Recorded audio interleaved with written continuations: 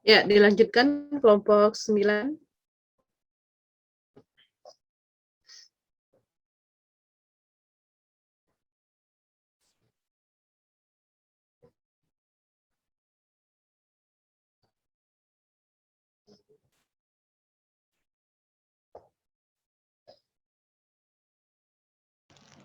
Iya, baik, Bu.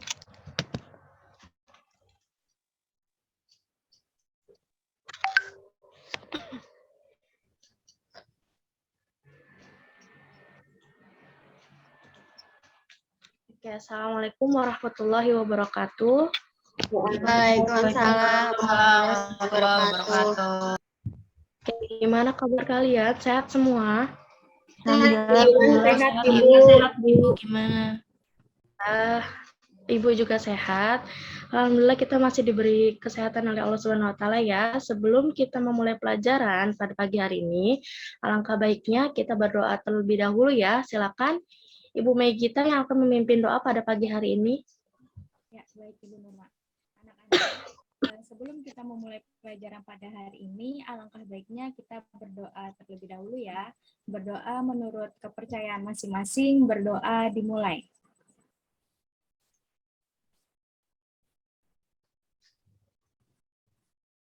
Berdoa selesai.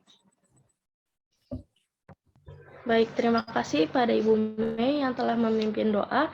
Selanjutnya, Ibu akan mengecek kehadiran kalian ya. Ananda Nur Putri, ada? Hadir Ibu. Dina Wibianti, Hadir Ibu. Muhammad Naufal Afif, Hadir Ibu. Novianti Katias, Hadir Bu. Ningsih, Cynthia ada? Oke, baik. Hadir Bu. Baik, hadir semua ya. Selanjutnya, Ibu minta tolong kepada Ibu Mei untuk men-share PPT. Bisa dibantu Ibu Mei untuk men-share PPT-nya? Ya, Ibu tunggu sebentar ya. Ya. Baik anak-anak, sambil Ibu Mei men-share screen, kira-kira ada yang tahu nggak nih kita mau belajar apa? Saya mau jawab, Bu. Ya, silakan. Ini kita belajar teori evolusi, Bu. Ya, betul sekali ya, Afif. Kita akan belajar materi teori evolusi. Boleh di next. Oke, sebelum kita mempelajari lebih lanjut, di sini terdapat artikel berita yang berisikan tentang apakah benar manusia berasal dari kera.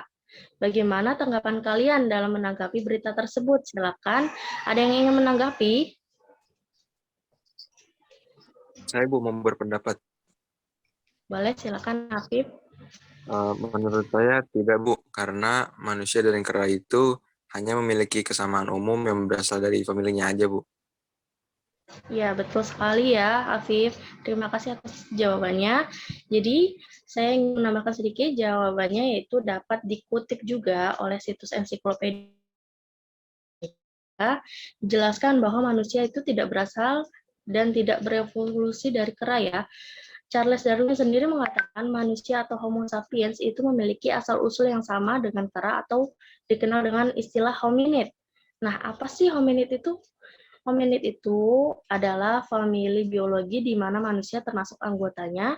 Hominid terdiri dari beberapa primata seperti simpanse, bonobo, gorila, manusia, dan orangutan.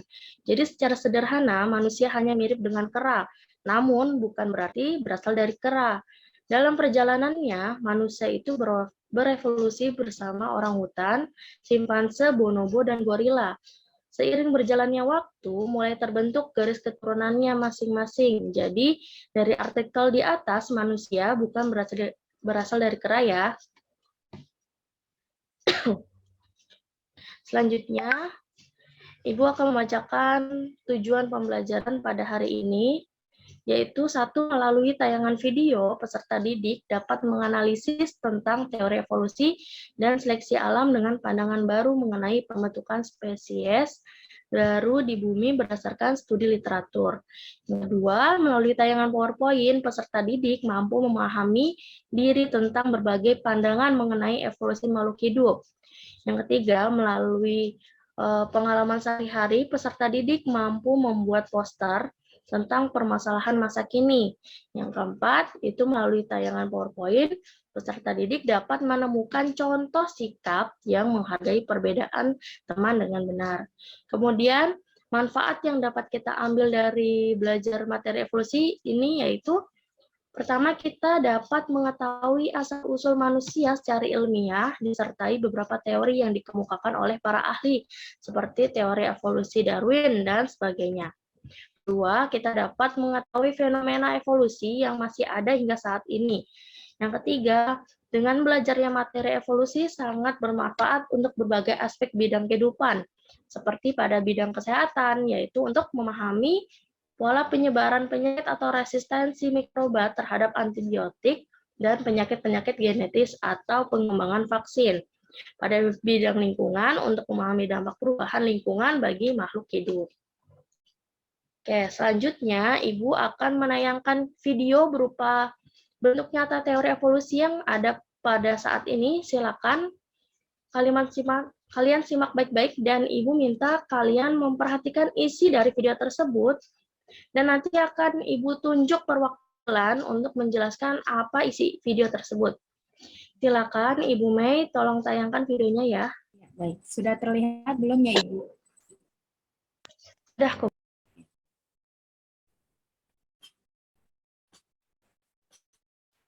Virus corona atau yang dikenal dengan nama SARS-CoV-2 tengah menyebar hampir di segala penjuru dunia dengan kasus-kasus baru yang terus-menerus muncul.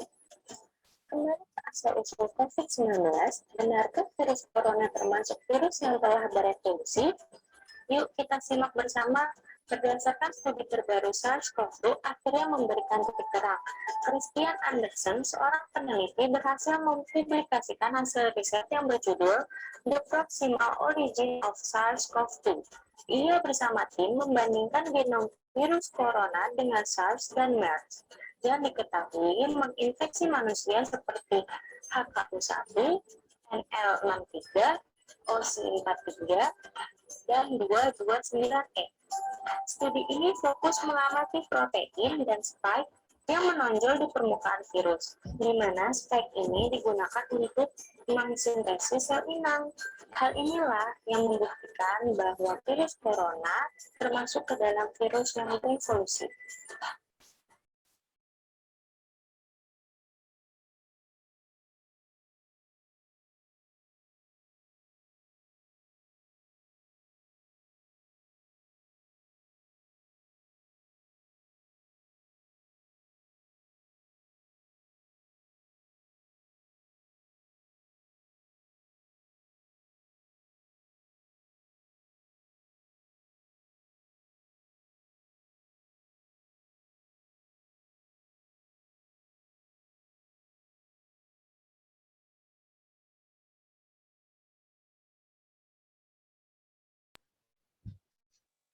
Oke, gimana dari video tadi semua sudah paham ya? Sudah Bu, kalau oke, berarti sekarang Ibu coba mau tunjuk Dina, ada Dina? Ada Ibu. Oke, silakan Dina jelaskan apa sih isi video tadi? Dari video tadi tuh virus corona salah satu bentuk fenomena evolusi, Bu. Jadi pada saat ini corona itu termasuk fenomena evolusi karena virus corona ini mempunyai kesamaan bentuk speknya dan proteinnya dalam sintesis sel inangnya, Ibu. Oke, baik, benar ya. Terima kasih ya Dina sudah memberi tanggapannya. Oke, selanjutnya Ibu mau menjelaskan sedikit ya. Jadi bentuk bukti nyata teori evolusi yang masih ada hingga sekarang ini bisa dilihat dari virus corona, di mana virus corona ini tuh merupakan virus yang merevolusi. Kenapa bisa dikatakan virus berevolusi? Jadi menurut penelitian Christian Andersen, virus corona ini mempunyai kesamaan antara bentuk spike dan protein yang terkandung di dalamnya. Jadi bisa dikatakan bahwa virus ini termasuk virus yang merevolusi. Seperti itu ya. Oke, selanjutnya, dari materi evolusi pertama itu ada pengertian evolusi, yang kedua ada macam-macam evolusi, ketiga ada teori menurut para ahli, keempat ada mekanisme evolusi. Next. Ya, pengertian evolusi. Nah, evolusi adalah proses perubahan makhluk hidup yang terjadi dalam jangka waktu yang sangat lama dan secara perlahan-lahan sehingga akan terbentuk spesies baru. Selanjutnya ada macam-macam evolusi ini dibagi menjadi dua nih. Ada yang berdasarkan hasilnya, ada yang berdasarkan objek yang mengalami. Kalau berdasarkan hasilnya ini ada evolusi progresif dan evolusi regresif. Sedangkan berdasarkan objek yang mengalami itu ada evolusi organik dan evolusi kosmik. Nah, sekarang Ibu mau bertanya kepada Akmar. Ada Akmar? Ada, Bu. Ya, silakan Akmar. Jelaskan apa sih evolusi progresif dan regresif? Ya, setahu saya evolusi progresif itu evolusi yang menuju pada kemungkinan untuk dapat bertahan hidup. Nah, sedangkan evolusi regresif itu evolusi menuju pada kemungkinan untuk menjadi punah. Seperti itu, Bu. Ya, terima kasih ya Akmar. Betul sekali yang dikatakan Akmar, bahwa kalau evolusi progresif itu evolusi menuju pada kemungkinan dapat bertahan hidup atau survive ya. Nah, contohnya itu bisa burung finch. Nah, sedangkan evolusi regresif itu evolusi menuju pada kemungkinan menjadi punah. Contohnya itu dinosaurus. Nah, sedangkan berdasarkan objek yang mengalami dibedakan menjadi dua, tadi ada evolusi organik dan kosmik, sedangkan evolusi organik itu evolusi yang terjadi pada makhluk hidup, sedangkan evolusi kosmik itu evolusi yang terjadi pada benda mati. Selanjutnya akan dijelaskan oleh Ibu Megita ya. Ya, baik. Terima kasih Bu Nurma. Selanjutnya kita akan membahas tentang asal-usul kehidupan menurut para ahli. Nah, terdapat 4 teori mengenai asal-usul kehidupan. Yang pertama ada teori abiogenesis, yang kedua ada teori biogenesis, yang ketiga ada teori evolusi kimia, dan yang keempat ada teori evolusi biologi.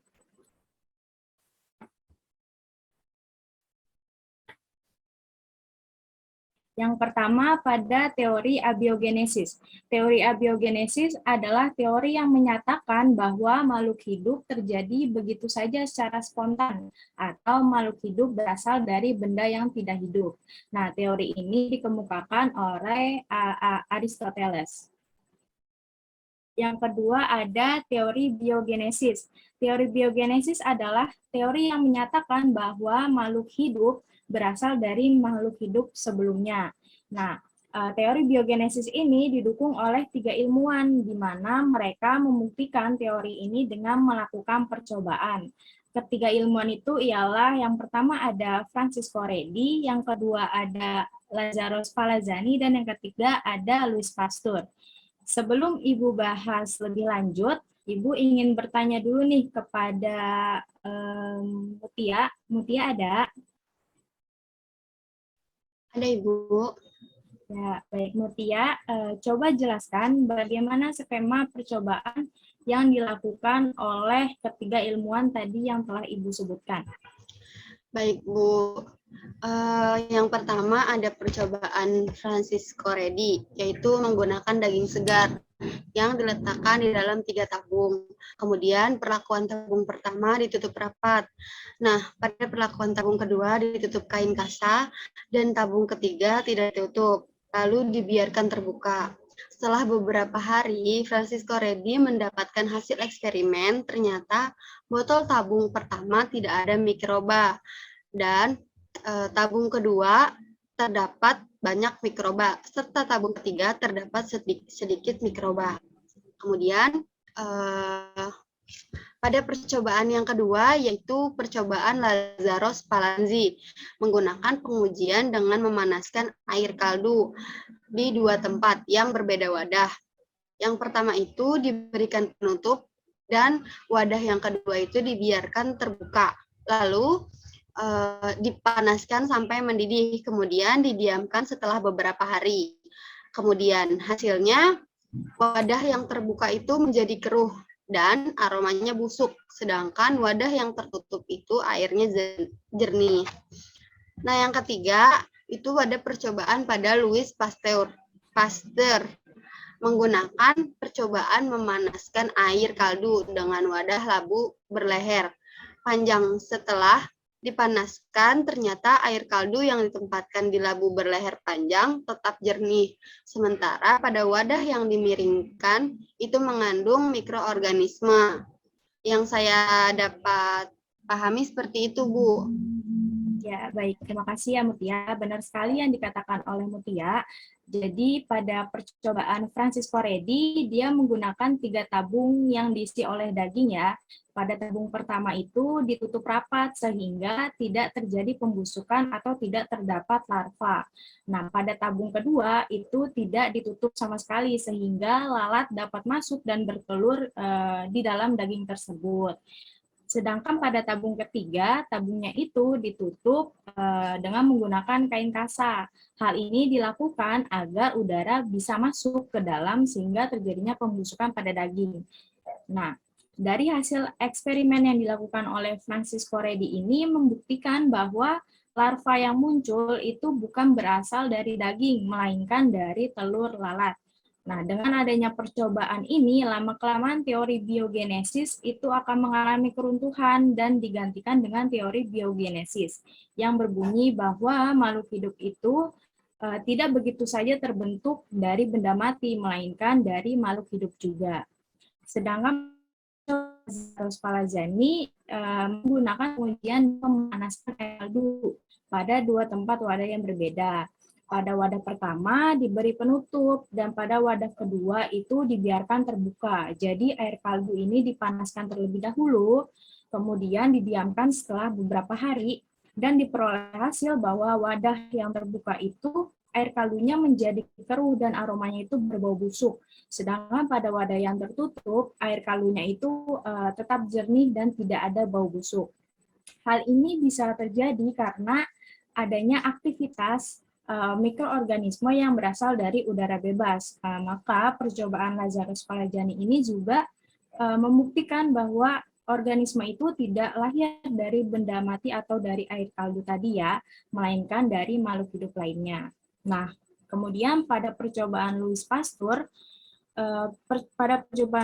ini tuh hampir mirip juga dengan percobaan yang dilakukan oleh Lazarus Spallanzani, yaitu sama-sama menggunakan air kaldu, tetapi bedanya pada percobaan Louis Pasteur ini, dia memanaskan air kaldu dengan menggunakan wadah labu berleher angsa, di mana jadi setelah air kaldunya dipanaskan di 2 tempat wadah labu berleher angsa ini, pada wadah labu yang pertama itu dibiarkan seperti itu saja gitu.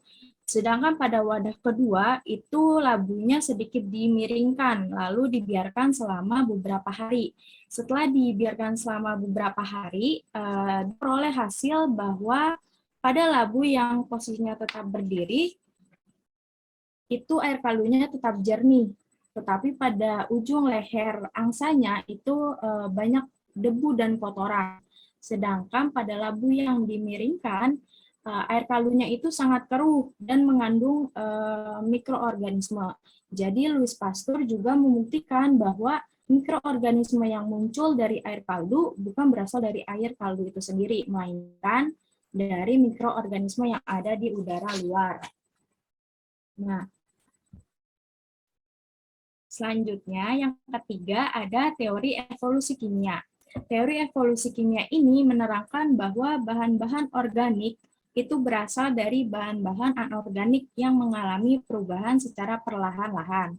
Teori evolusi kimia ini menyebutkan bahwa pada awal terbentuknya kehidupan di atmosfer itu terdapat bahan-bahan anorganik seperti CH4, NH3, H2O, dan O2 dan H2. Karena adanya penyinaran ultraviolet dari matahari dan juga adanya panas dari gunung berapi yang bermuatan listrik membantu pembentukan senyawa-senyawa organik dari senyawa-senyawa anorganik ini. Nah, teori ini itu didukung oleh beberapa ilmuwan seperti Alexander Oparin, Adlein, Steiner Miller, dan Charlotte Urey. Yang keempat ada teori evolusi biologi. Nah, menurut Alexander Oparin, teori evolusi biologi ini menyatakan bahwa makhluk hidup pertama merupakan hasil evolusi molekul anorganik, di mana tadi yang sudah dijelaskan di evolusi kimia, yang akhirnya berkembang menjadi struktur kehidupan atau yang biasa kita kenal dengan istilah sel. Selanjutnya ada teori evolusi menurut para ahli. Nah, teori evolusi menurut para ahli ini dijelaskan oleh dua ilmuwan. Yang pertama ada teori evolusi menurut Jean Landmark, yang kedua ada teori evolusi menurut Darwin. Nah, sebelum Ibu membahas lebih lanjut, Ibu ingin bertanya terlebih dahulu nih kepada anak-anak sekalian. Ibu ingin bertanya kepada Novi. Novi ada? Ada, Bu. Ya, baik Novi. Coba jelaskan perbedaan dari kedua teori tersebut apa, Novi? Ya, Bu. Kalau menurut Jean Lamarck ini, mulanya jerapah ini memiliki leher pendek dan pepohonan untuk makan jerapah semakin tinggi. Lalu jerapahnya ini berusaha meregangkan lehernya, maka leher jerapah pun akan memanjang. Nah, sedangkan menurut teori Darwin ada dua jerapah yang lehernya pendek dan lehernya panjang. Yang berleher pendek ini akan punah dan berleher panjang akan bertahan hidup gitu, Bu. Ya, terima kasih ya. Benar ya yang dikatakan oleh Novi.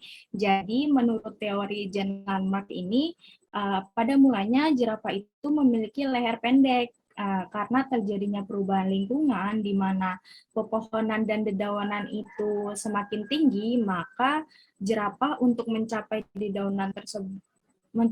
dedaunan tersebut harus berusaha mengangkat tubuhnya dan merenggangkan lehernya. Nah, karena lama-kelamaan sering direnggangkan lehernya, maka leher jerapah pun semakin panjang. Hal ini menunjukkan bahwa pertambahan panjang pada leher jerapah itu merupakan hasil adaptasi dari jerapah tersebut. Sedangkan pada teori evolusi menurut Darwin, awal mulanya jerapah ini memang sudah terdiri dari dua jenis ya. Yang pertama ada yang jenis berleher panjang dan yang kedua ada jenis berleher pendek.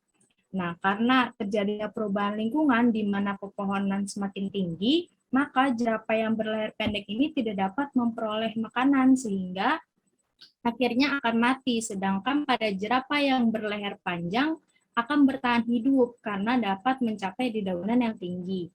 Dalam hal ini dikatakan bahwa terjadinya seleksi alam antara jerapah yang berleher panjang dan jerapah yang berleher pendek, di mana jerapah yang berleher panjang akan bertahan hidup dan jerapah yang berleher pendek itu akan punah karena tidak bisa menyesuaikan diri dengan perubahan lingkungan yang ada. Seperti itu ya. Selanjutnya akan Ibu bahas sedikit tentang teori evolusi dari Lamarck dan teori evolusi dari Darwin. Yang pertama, teori evolusi Jean Lamarck. Jean Lamarck sendiri ialah seorang ahli biologis Prancis yang menjelaskan bahwa evolusi berdasarkan suatu gagasan bahwa perubahan pada suatu individu disebabkan oleh lingkungan dan bersifatnya itu diturunkan. Sedangkan pada teori evolusi Charles Darwin itu terdapat beberapa hal pokok yang dituangkan dalam teori evolusi Darwin. Yang pertama ada variasi pada organisme, merupakan variasi karakteristik yang muncul dalam penampakan fenotip. organisme. Yang kedua, terjadinya seleksi alam dalam kehidupan organisme tersebut, sehingga individu yang mempunyai variasi yang sesuai dengan lingkungan itu dapat bertahan hidup, sedangkan pada individu yang mempunyai variasi yang tidak sesuai itu akan tersingkir atau akan mengalami kepunahan. Nah, selanjutnya ada mekanisme evolusi. Mekanisme evolusi ini terdiri dari 6 aspek. Yang pertama ada mutasi, yang kedua ada genetic drive, yang ketiga ada aliran gen, yang keempat ada rekombinasi seksual, yang kelima ada seleksi alam, dan yang keenam ada adaptasi. Pada mutasi itu merupakan peristiwa yang menyebabkan terjadinya perubahan pada frekuensi gen, sehingga mempunyai fenotip dan genotip makhluk hidup. Yang kedua, genetic drive itu merupakan perubahan acak pada frekuensi gen atau pada populasi gen yang disebabkan oleh kematian, migrasi, ataupun isolasi. Yang ketiga itu ada aliran gen. Aliran gen ini terjadi ketika terjadinya migrasi atau perkawinan pada individu di antara populasi. Yang keempat ada rekombinasi seksual, yaitu di mana adanya kemampuan reproduksi secara seksual pada setiap individu yang akan menghasilkan keturunan yang dapat berbeda dengan induknya. Yang kelima ada seleksi alam, yaitu perbedaan kemampuan untuk hidup dan reproduksi dari suatu individu yang diakibatkan oleh perbedaan kecocokan fenotip yang dimiliki oleh organisme tersebut dengan lingkungannya. Dan yang terakhir, yang keenam itu ada adaptasi, yaitu setiap makhluk hidup itu harus mampu atau harus bisa beradaptasi dengan perubahan lingkungan yang ada, sehingga dengan begitu, ia akan lolos dari seleksi alam dan mampu bertahan hidup sehingga dapat melakukan rekombinasi seksual untuk melestarikan keturunannya. Meskipun kadang ada yang sifatnya tidak identik. Ya, selanjutnya akan saya kembalikan kepada Ibu Nurma. Ya. Nurma, dipersilakan. Ya, terima kasih ya Ibu Megita. Baik, mungkin ini saja materi yang Ibu sampaikan. Untuk pertemuan selanjutnya, Ibu akan mengadakan sebuah proyek. Proyeknya yaitu membuat poster ya. Nah, isi dari poster tersebut itu ialah bentuk nyata tentang teori evolusi atau tentang fenomena-fenomena evolusi yang terdapat di Indonesia nih. Silakan kalian mencari bentuk nyata dari teori evolusi atau fenomena seperti tadi yang sudah dicontohkan di video, tetapi ini berbentuk poster ya, dan setiap kelompok diusahakan berbeda temanya, dan selanjutnya Ibu akan membagikan kelompok dahulu. Ibu sendiri yang akan membagikan kelompoknya. Silakan dicatat ya anak-anak. Oke, kelompok 1 itu ada Nanda, Fitri, Dina, Cynthia. Kelompok 2 itu ada Nina, Nona, Afif, Kartika. Kelompok 3 itu ada Novi, Indah, Yunita, Ahmad. Kelompok 4 itu ada Adis, Danti, Afifah, Karisma, Sultan. Kelompok 5, Fadil, Mutia, Ingrid, Rasda, dan Lukman. Nah, untuk pengumpulan poster itu akan dikumpulkan pada pertemuan selanjutnya ya. Oke, selanjutnya Ibu akan memberi tugas berupa soal tentang materi kita hari ini untuk mengukur sejauh mana sih pemahaman kalian terkait materi evolusi ini. Soalnya akan Ibu kirimkan melalui WhatsApp group berupa link Google Form ya. Silakan kalian langsung kerjakan setelah kelas ini selesai. Dan Ibu akan beri waktu sampai jam 12 siang. Setelah lewat jam 12 sudah Ibu tutup ya linknya. Oke. Baik, pembelajaran pada hari ini kita cukupkan saja. Sampai di sini kurang lebihnya mohon maaf. Wassalamualaikum warahmatullahi wabarakatuh. Waalaikumsalam warahmatullahi wabarakatuh. Wabarakatuh. Banyak Ibu.